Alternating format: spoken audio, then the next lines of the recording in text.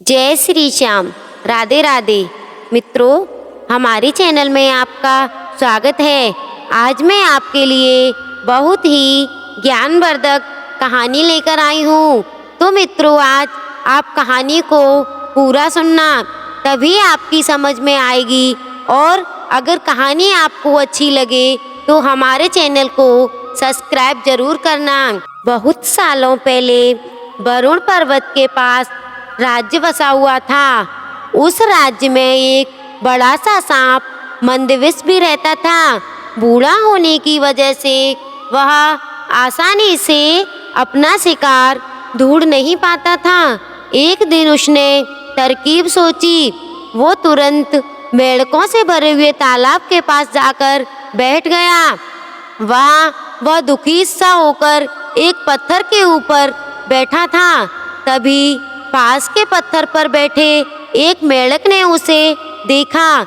उस मेंढक ने थोड़ी देर बाद सांप से पूछा, चाचा, क्या बात है? आज आप खाने की तलाश नहीं कर रहे हो? अपने लिए भोजन नहीं जुटाएंगे? इतना सुनते ही सांप ने रोनी सी सूरत बनाकर मेंढक को कहानी सुनाई। सांप ने कहा, मैं आज भोजन की तलाश में किसी मेंढक के पीछे पीछे जा रहा था। अचानक से मेंढक ब्राह्मणों के झुंड में जाकर छुप गया।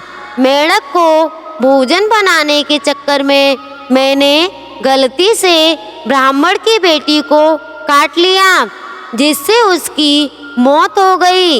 इससे नाराज होकर ब्राह्मण ने मुझे श्राप दे दिया।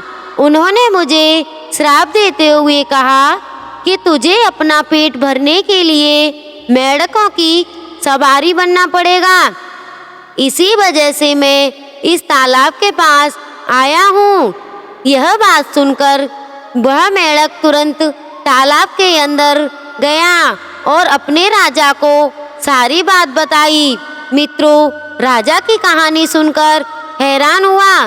पहले तो उसे बिल्कुल भी यकीन नहीं हुआ, लेकिन कुछ देर सोचकर विचार करने के बाद मेंढकों का राजा जलपाक तालाब से बाहर निकलकर एकदम कूदते हुए सांप के फन पर जाकर बैठ गया। राजा को ऐसा करते हुए देखकर अन्य मेंढकों ने भी ऐसा ही किया। सांप समझ गया कि मेंढक अभी मेरी परीक्षा ले रहे हैं। सांप ने भी विचलित ना होते हुए आराम से सबको अपने फन पर कूदने दिया और उन्हें घुमा कमा कर झूला झुला रहा था। इसके बाद मेंढकों के राजा ने कहा, जितना मजा मुझे सांप की सवारी करके आया, उतना मुझे आज तक किसी की सवारी में नहीं आया। मेंढकों का भरोसा जीतने के बाद अब धीरे धीरे सांप रोज मेंढकों की सवारी बनाने लगा। कुछ दिन बाद चतुर सांप ने अपने चलने की गति थोड़ी धीमी कर दी। यह देखकर मेंढकों के राजा जलपाक ने पूछा, हे सर्प, तुम्हारी इतनी धीमी चाल क्यों है? इसके जवाब में सांप ने कहा कि एक तो मैं बूढ़ा हूँ और ब्राह्मण के श्राप की वजह से बहुत दिनों से भूखा भी हूँ। इसी वजह से मेरी गति कम हो गई है।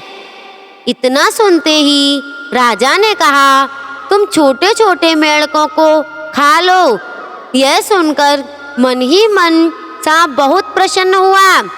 उसने कहा, राजन, मुझे ब्राह्मण का श्राप है, मैं मेंढक खा नहीं सकता, लेकिन अगर आप कहते हो तो मैं खा लेता हूँ। ऐसा करते करते वह रोज छोटे छोटे मेंढकों को खाने लगा और वह तंदुरुस्त हो गया।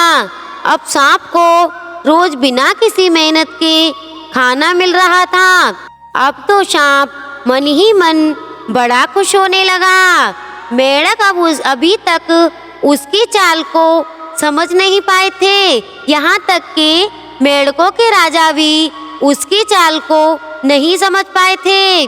वह एक दिन सारे मेंढकों को खा गया और उस मेंढकों के राजा को भी खा गया। तो मित्रों, उसने सारे मेंढकों का वंश का नाश कर दिया। तो मित्रों, हमें इस कहानी से यह सीख मिलती है कि हमें कभी भी किसी पर, किसी दुश्मन पर आंख मूंद कर विश्वास नहीं करना चाहिए। वह एक दिन हमको और हमारे परिवार को बहुत नुकसान पहुंचाता है। तो मित्रों, आपको हमारी वीडियो कैसी लगी कमेंट में ज़रूर बताएं और हमारे चैनल को सब्सक्राइब करें ताकि आप तक हमारी सारी वीडियो पहुंच सकें। धन्यवाद।